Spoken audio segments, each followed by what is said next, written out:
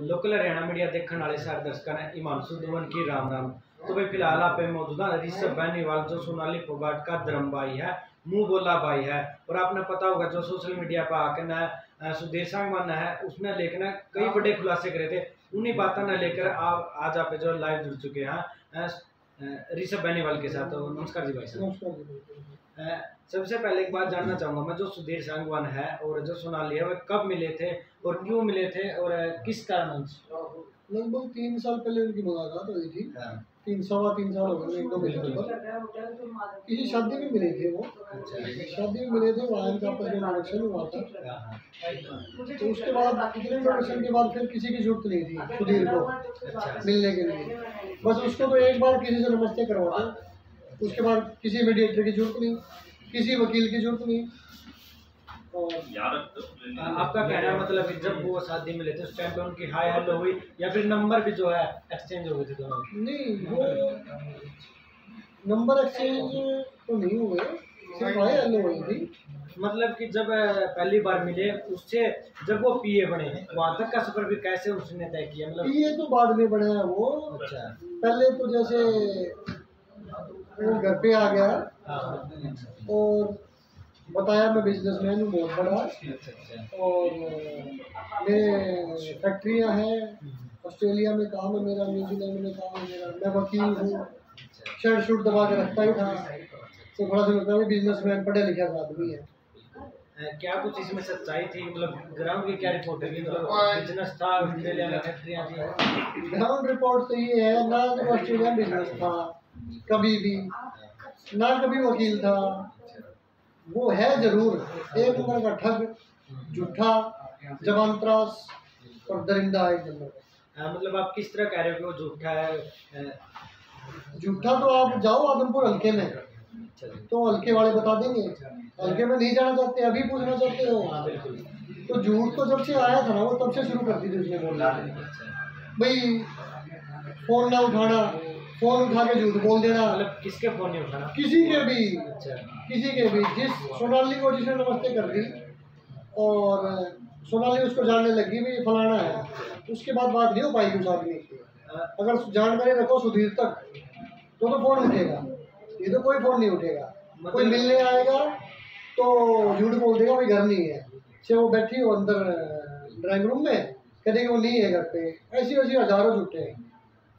कहीं ना कहीं जो कार्यकर्ता है और सोनाली फोगाट के बीच में काफी दूरियां नजर आ रही है, क्योंकि कमेंट में भी आ रहा है कि जो हुआ अच्छा हुआ, जैसी करनी वैसी करनी। मतलब ये इतनी दूरियां कैसी बनी? जैसी करनी वैसी करनी लोग ठीक कर रहे हैं, पर वो करनी सोनाली की नहीं थी, वो करनी थी सुधीर की। बिल्कुल। पर वो भरनी देखो गोवा पुलिस क्या करती है, उससे भरवाती है या फिर बचता है वो। अभी भी यूँ नहीं है भाई 302 लग गई, अरेस्ट हो गया, उसके बाद भी देखना पड़ेगा ना पेपरों में क्या दिखाते हैं।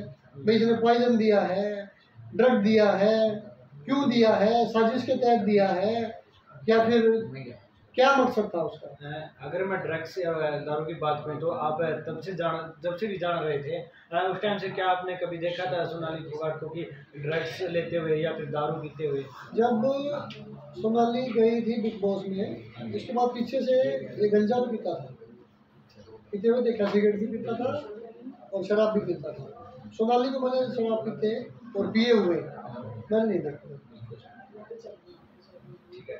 एक और बात है, वायरल थी कि जब फर्स्ट टाइम मीटिंग हुई थी दोनों की, तो उस टाइम पे जो है सुधीर सांगवान ने एक गाड़ी जो है गिफ्ट की थी।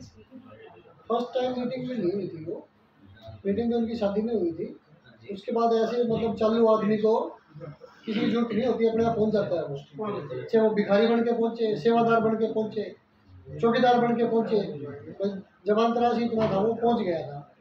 उसके बाद एक गाड़ी थी मर्सिडीज की थी, पुरानी गाड़ी 11-12 मॉडल, जिसका 3 साल पहले भी ये रेट था 2-2.5 लाख रुपए, 3 लाख रुपए। अभी भी हम उसमें वो गाड़ी थी सारी टूटी फूटी, सारी एक्सीडेंटल, आगे पीछे से खिड़की विड़की सब पेंट हुई हुई, मतलब एक्सीडेंटल गाड़ी थी वो।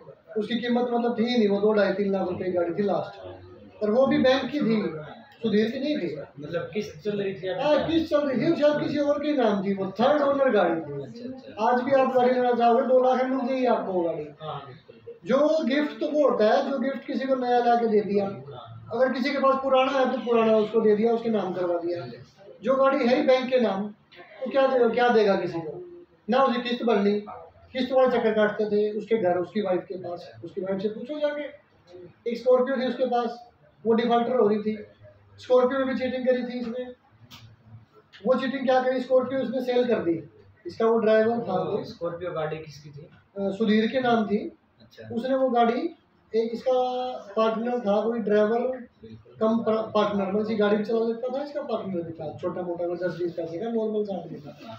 उसको दे दी किस्त भर, भाई तो किस्त भर दी हो और गाड़ी तेरा नाम करा दूंगा। उसने 2 साल 3 साल तक किस्त भरी बेचारे ने।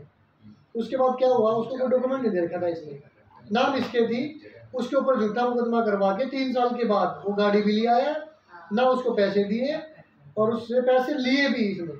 वो आदमी भी आज जिंदा है, कहोगे तो उसका कोई ना कोई फ़ोन नंबर गाँव का मैं आपको बता दूंगा, उससे संपर्क करना, वो आपको फूट फूट के रोने लगेगा। वो आदमी कहाँ से है वो आदमी? वो आदमी था मोखरा का, मोखरा मदीना। हाँ, मोखरा गांव का आदमी था, और उसका कोई ना कोई मैं संपर्क सूत्र भी निकाल दूंगा। यानी पहले जो कितने टाइम पहले की ये बात है? 1.5 साल पहले की लगभग। अच्छा। 1.5 साल पहले की बात है, और वो बात है 3 साल पहले की। पहले उसको गाड़ी दे दी, गाड़ी उसने चलाई बेचारे ने, किस्त भरी, टाइम टाइम किस्त पर रखी है, बैंक में स्टेटमेंट है, और किसके खाते से भरी गई वो भी स्टेटमेंट है बैंक में। और उसके बाद जब पता लगा कि किस्त पूरी होगी इसकी, तो पुलिस पे कंप्लेंट देके वो गाड़ी उठवा लाया वापस। इससे ऊपर फ्रॉड किया उसने। हाँ, फ्रॉड किया, चीटिंग करी। अगर फ्रॉड की अगर मैं बात करूँ, सुनने में आया कि 22 लाख रुपए की कोई चोरी का भी नाम आया था। 22 लाख रुपए, सिर्फ 22 लाख रुपए की चोरी नहीं थी वो, 22 से 23 लाख रुपए थे, और लाइसेंसी रिवॉल्वर था सोनाली फोगाट का, और चांदी के बर्तन थे, और कुछ जेवर थे, वो चोरी हुए थे। और कैमरे का डीवीआर भी उखाड़ के ले गए थे, और कैमरे का डीवीआर भी ऐसी जगह से उखाड़ा था, अगर आपको उस घर में छोड़ दूं तो आप उसको डीवीआर कभी ढूंढ नहीं पाओगे, सिर्फ मालिक को ही पता है कि कहाँ रख रखा है डीवीआर। इतना इतना, यानी सोनाली का कमरा, कमरे के साथ एक और स्टोर, स्टोर के अंदर एक और अलमारी, अलमारी के अंदर डीवीआर, और वो भी लास्ट वाले कॉर्नर में बिल्कुल छत के साथ। उसको डायरेक्ट उसको निकाला गया था बिना किसी तोड़ फोड़ के, तो कोई ना कोई जानकारी निकालेगा। बिल्कुल ये है। और जिस रात सोनाली का मर्डर हुआ, उस रात सोनाली ने ये कहा था, भाई मुझे चोर का पता चल गया जो अपने घर चोरी हुई थी, वो बताया अपने जीजा को, उसके जीजा को। हाँ, तो उसके जीजा ने कहा भी कौन है कैसे है, अपनी बहन से और जीजा से बात हो रही थी, तो बोली मैं आगे बताऊंगी।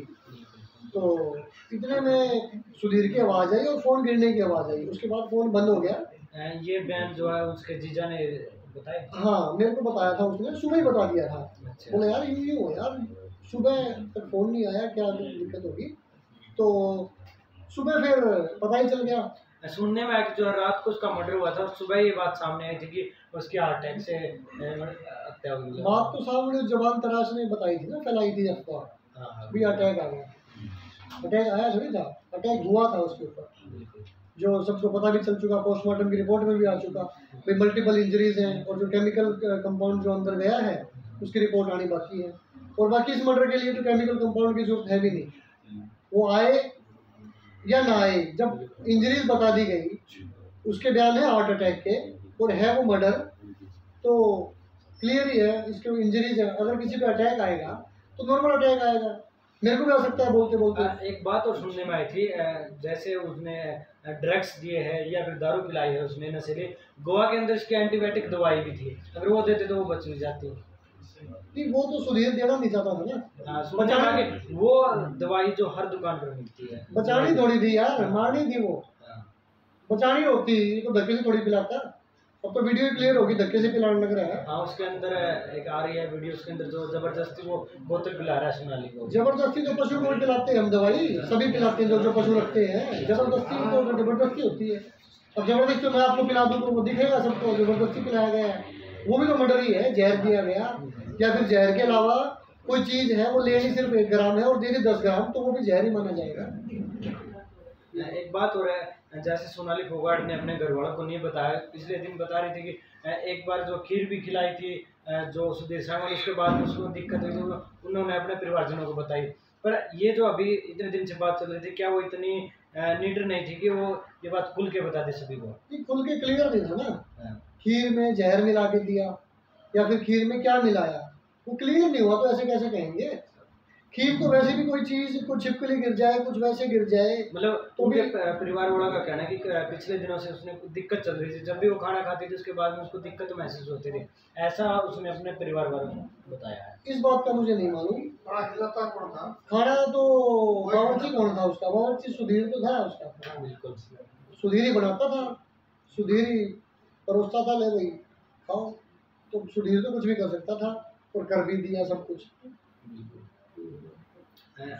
अगर मैं बात करूं सुधीर की तरफ से एक और मतलब जो सोशल बात चल रही है कि जो तांत्रिक विद्या है वो भी जो है सुधीर ने सोनाली फोगाट के ऊपर करवाई गई थी।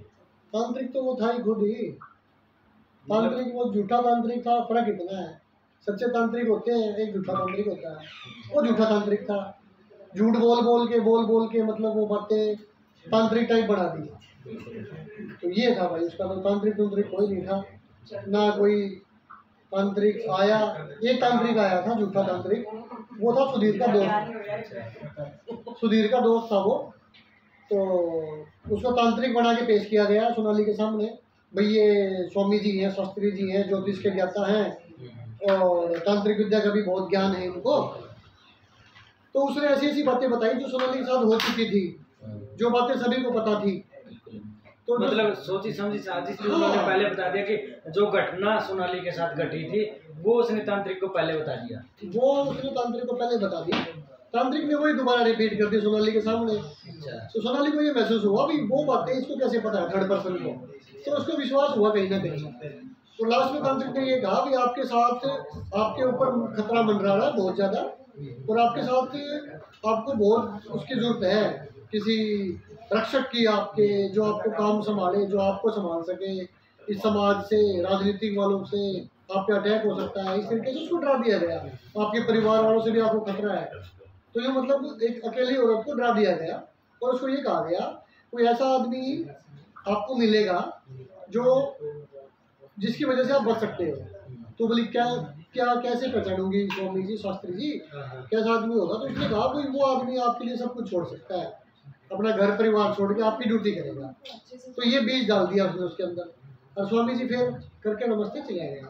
तो उसके बाद 2-4 दिन बाद जैसे सुधीर फिर बोला मैं अपनी ड्यूटी पे बहुत पाबंद हूँ, अच्छे से ड्यूटी करता हूँ, ड्यूटी के लिए मैं सब कुछ छोड़ सकता हूँ।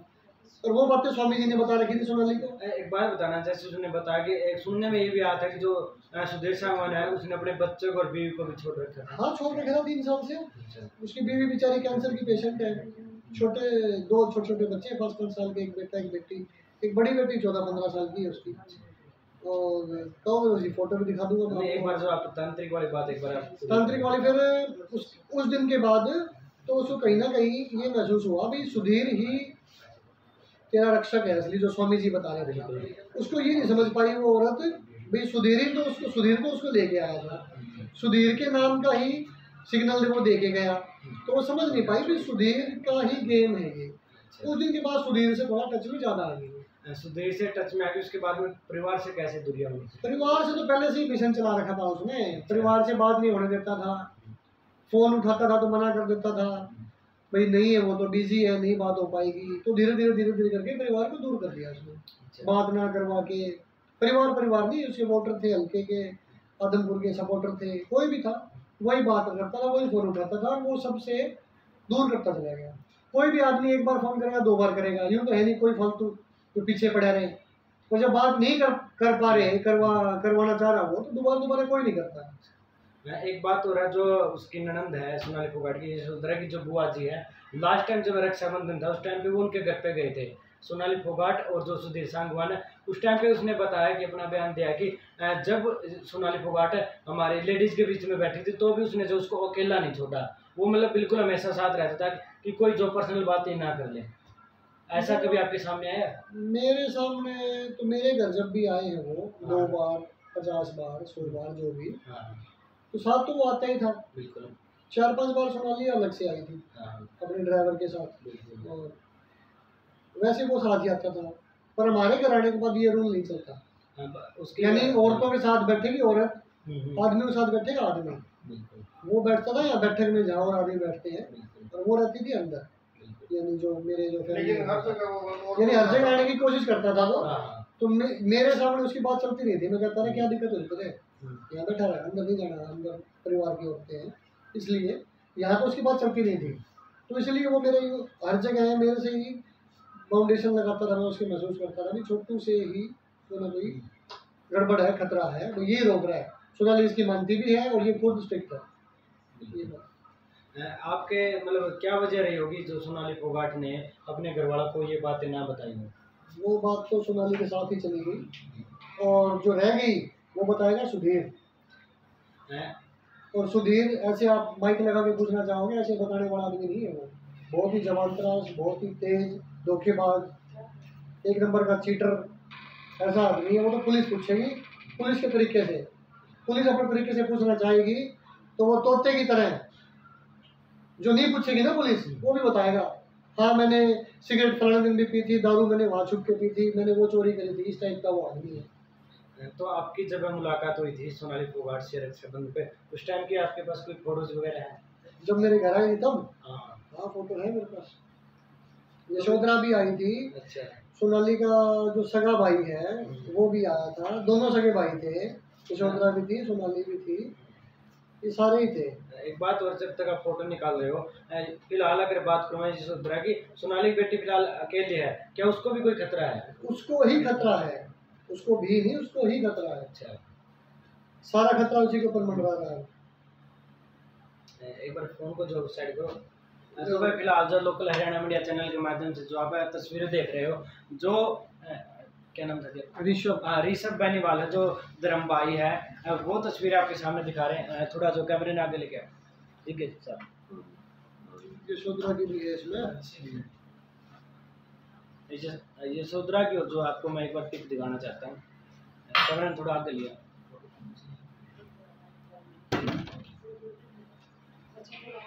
तो फिर लास्ट में क्या कुछ कहना चाहोगे?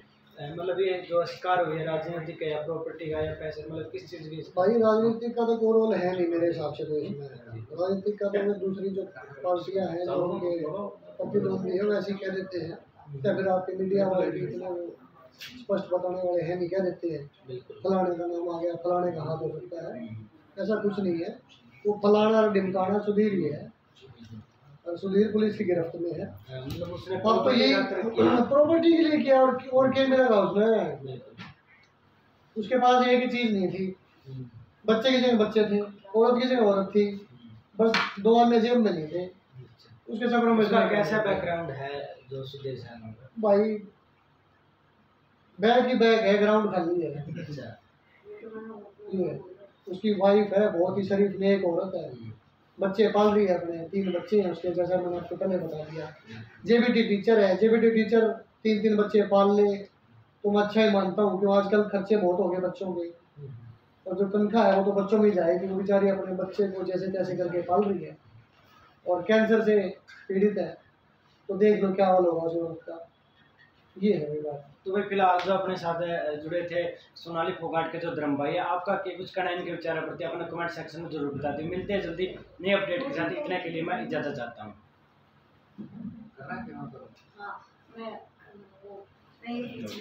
ये वाले इस पे लैपटॉप वाले पे आप बोलेंगे, मैंने वो तो पूछा ही। लैपटॉप वाले में बता दूँ, आ जाओ। मैंने पूछा मेरे तो आज और बाहर थोड़ा घूमना हमके, और कुछ भी आप याद कर ले, हाँ लैपटॉप वाला नहीं। अब दूसरा राउंड दूध का होगा मैडम का, दूध की जरूरत है क्योंकि दिल्ली आ रही है ना, दूध की पावर बढ़िया रहोगी।